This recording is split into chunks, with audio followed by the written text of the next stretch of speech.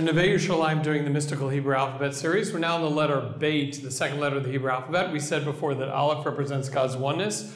Beit, Tunis, is a letter of connection or relationship. Connections or relationships can be positive or negative.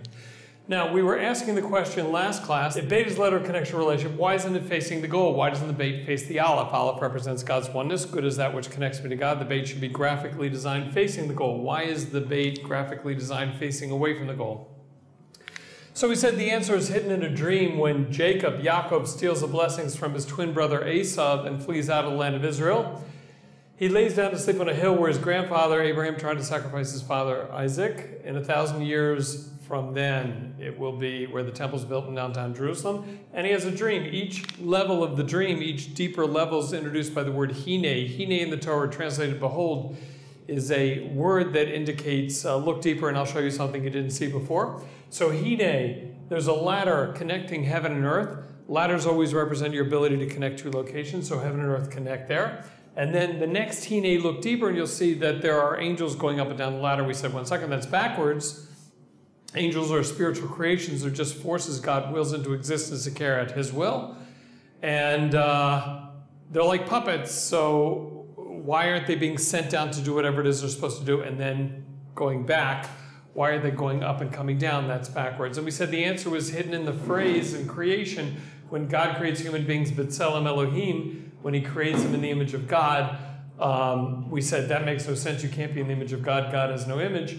And the deeper idea we said last class was that God is above and beyond any influence or bias. So when he makes decisions, he has perfect free will. He can do whatever he wants beyond any influence. And as a gift, he gave human beings the ability to emulate godliness. We're in his image, which means we were given the gift of godlike free will. So free will is no joke. You really have the ability to do things that God would not want you to do, and he does not want to stop you. Because if he stops you from carrying them out, you're no longer in his image. You're like a robot. The ability to do only what God wants and not what God doesn't want is not really free will. So being created in his image means we have the free will under 99.999% of circumstances to do things that God does not want us to do, and he holds himself back from stopping us. So then he says, I'm going to run the world in a partnership. I'm not going to run the world in a dictatorship. So he takes his spiritual machinery. If this is the spiritual realm with thousands of levels, and this is our universe with its billions of galaxies, if you pretend the spiritual realm has all these mechanisms, wheels, levers, dials, little lights, whatever it is up there that God uses to run friction, gravity, weather, physics, chemistry, biology, he takes our free will decision-making, the fact that we are in his image, and he wires our decisions into his machinery. So when you learn to do mitzvahs, you create millions of spiritual volts that travel up the wire that are positive volts and positively impact on the machinery, and the world becomes a better place, less drought in Africa, less hurricanes, less tsunamis. Unfortunately, when we use our free will improperly and we disconnect from godliness, we generate millions of, when we damage ourselves and damage other people, we generate millions of negative spiritual volts that travel up that imaginary wire, negatively impact the machinery, and the world becomes a worse place. More hurricanes, more volcanoes, more earthquakes, more global warming, more drought in Africa, more whatever. So therefore, there's no such thing as a decision in a vacuum. Whatever we do impacts on how the spiritual realm runs. That's what it means to be in God's image. We asked the question last class, is this person only the Jewish people, or is this person even non-Jews as well? Are we all created with free will? Are we all wired into the spiritual machinery? And last class we said that yes, that is true. This is any human being. It's not just the Jewish people, because all human beings are created in God's image. There were no Jews back in the creation story, and therefore this applies to everybody. So we asked the question last class, what's the difference between Jewish free will and being tied into the spiritual machinery through our decision-making, and non-Jewish? And we use the metaphor that your free will is like a muscle, and the more you exercise your free will muscle, the more powerful your free will becomes, and the more voltage you generate. So therefore, we Jews have 613 weights to work out, 613 mitzvahs, which are like weights to work out our free will muscle. We generate more voltage. Gentiles only have 7 mitzvahs. They have 7 weights to work out with, and for most of history, they have not been working out with them. And therefore, their voltage is minimal, and therefore, their impact on the machinery is way, way less than ours. And then the last thing we got to yesterday, in the previous class, is that explains why the angels are not going backwards. Because when I use my metaphor, I talk about us being wired into the spiritual machinery and generating volts. But when God gave Torah to the Jewish people in Mount Sinai 3,300 years ago, he didn't use wires and electricity. That wouldn't have been relevant to that generation. That's a 20th century metaphor. His wire is a ladder, metaphorically speaking, and his voltage are his spiritual forces he wills into existence. So he's telling Jacob, when you make decisions, that's creating a spiritual flow of energy up into the spiritual realm, affecting the machinery, and the future is coming down differently, and therefore you affect how the future is going to run. And if that's true for Jacob and taught in the Torah, it's really true for all of us. We're generating spiritual forces. You can call them angels or whatever you want, but that's what's going up into the spiritual realm, affecting the machinery, and the future is coming down differently, and that's where we got to last class. Okay, any questions on that? That was a 3-minute review. Okay, we good? Okay, let's continue. Now, I told you before in the previous class how we know we have real free will and that free will is godlike, and the answer was because we're created in God's image. That's a gift. He didn't create minerals in his image. He didn't create plants in his image. He didn't create animals in his image. He didn't create angels in his image. It's just human beings. And therefore, we have godlike free will and other creations don't. Fine. Well, what I didn't tell you was, where is the Torah source for the fact that our free will is wired into the machinery and our decisions impact on how the world runs? Because really, I made 2 claims last class. In other words, one claim was, hang on a second, one claim was that we can have godlike free will to the extent that God does not like to interfere with our ability to make decisions because he wants us to be similar to him. Even if those decisions are damaging. In other words, even if, God forbid, a person chooses to smoke 3 packs of cigarettes a day, according to this Jewish idea that brought down in the Torah, God could have sent that person down here for 90 years, and yet they smoked so many cigarettes, they only made it 60 years or something like that, because God says, don't blame me. I gave them godlike free will, and they slowly killed themselves. Okay, that's definitely a possibility. So now, where's the second claim come from? The fact that we have godlike free will, I found the source. It's in the creation story. But where's the hint in the Torah that our free will is wired into the spiritual realm so that when we learn Torah and keep mitzvahs and create that positive voltage, there will be less drought in Africa, let's say? So where's that? And the answer, to be fair, everyone follow the question? Okay, I made 2 claims. I only told you where one of them came from. The answer to that question is found in the different names that God uses in the Torah. So let's go over 2 of the most famous names of God. There's lots of names of God in the Torah, and let's just do a quick examination of 2 of them. Now, just keep in mind, ladies, and we're going to come back to this when we go further down the alphabet. This is going to be a recurring theme that I keep emphasizing. And that is, God really doesn't have names. Because a name is, on some level, a name is a label. And God in his infinite oneness, infinite perfection, is beyond understanding, beyond description, and beyond label ability. So therefore, there's no way to describe God, and therefore, since names on some level must describe something, God says, you can't apply that to me. So if that's true, why does God label himself with names if really ultimately names cannot describe God? And pardon me? I said is just allowed to humble himself. I don't know. Okay, so no, so the simple idea is that names do not describe God. Names help our brains understand different ways God interacts with his creation. So God says, when you see me interacting with creation by methodology A, call me name A. And when you see me interacting with your world by method B, call me name B. So really, the names of God are not labels of God. That's not possible. God's labeling relationships he has with creation. So the most famous one in the Torah is the one we call the Yud and Hey, Vav and Hey name.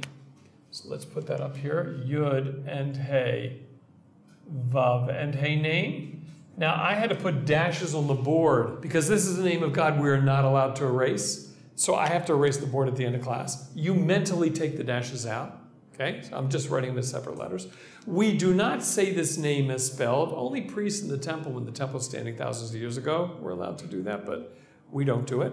We actually say a lower level name of God to hide this higher level name of God. So we're actually going to say the name Adonai when we look at the higher level Yud and Hey Vav and Hey name. This is a lower level name. This is a higher level name.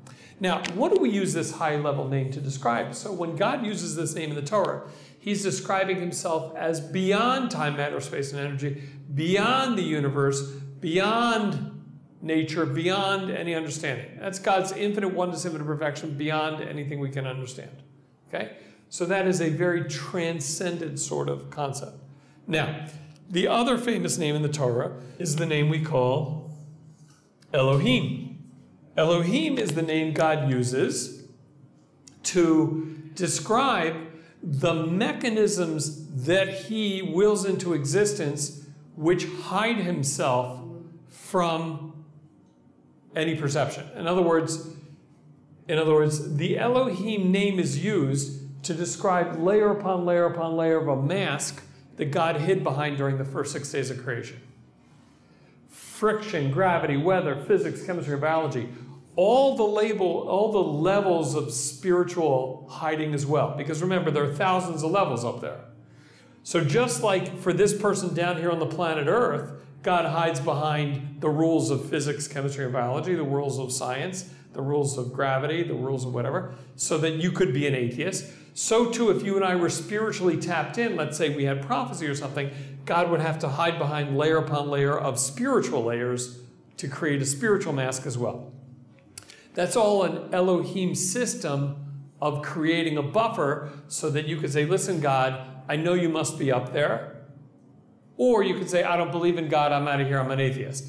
So that's coming from Elohim. That's why in the first chapter of the Torah, whenever you see God said, it's never the Yud Hey Vav Hey name.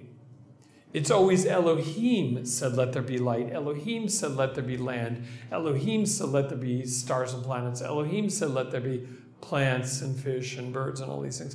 That's all mask.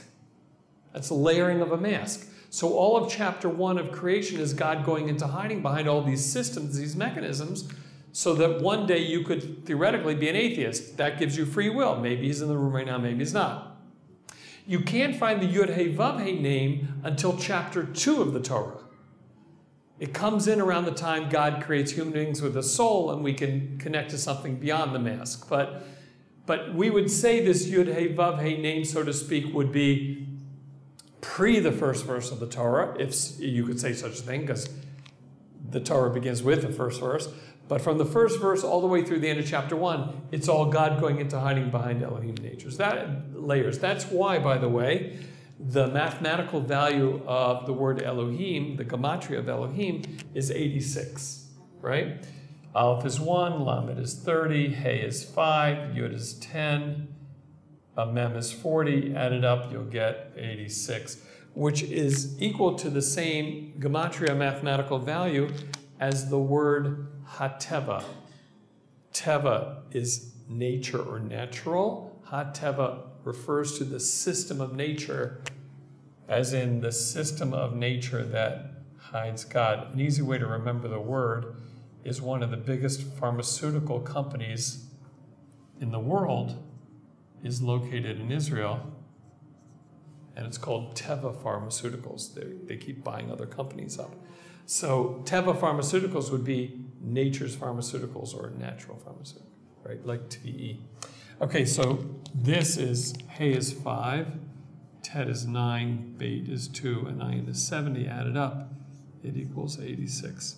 So that's a hint that the name Elohim is responsible for all these systems of physics, chemistry, biology, friction, gravity, weather that hide God during the creation. Now, I'm going to use a metaphor to describe the relationship between these two names that I'm hesitant to do on film because I don't want to get myself in trouble.